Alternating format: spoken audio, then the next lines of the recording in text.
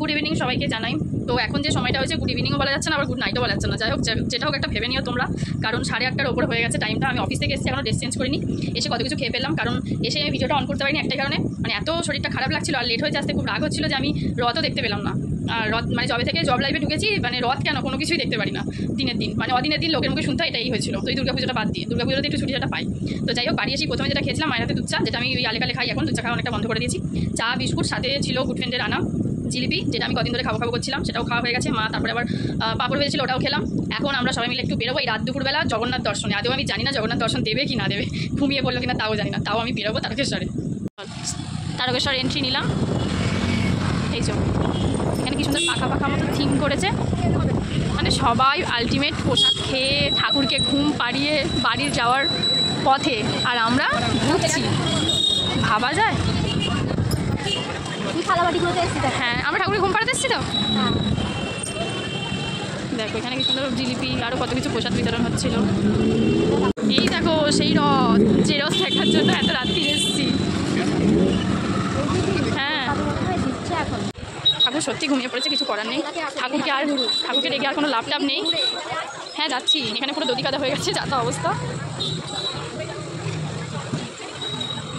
ঠাকুর বিশ্রাম নেওয়ার সময় আমরা এসেছি ওনাকে দেখবো বলে। ভাবে যায়, ইনি হচ্ছে গুরুদেব, যার মূর্তি ওখানে আছে। ওই যে গুরুদেব, বোনের আবার এটা কে হয় জানি না, কথা বলছে। আর ওই যে ওখানে ঠাকুর রয়েছে, ওখানে কিছু করার নেই।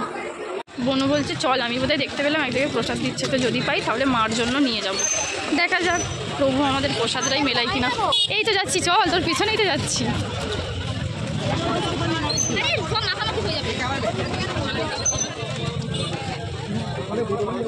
এই তো এখানে তো নাকি দিক দিয়েছ? এই তো এটা কি লাইন দিতে হবে, মরেছে। প্রসাদের জন্য লাইন দিয়েছি, দেখা যাক পাই কিনা। দেখা যাক, লাইন দিয়েছি ফার্স্টে প্রভুর প্রসাদটা মিলে। প্রসাদের জন্য লাইন দিয়েছি, দেখা যাক পাই কিনা।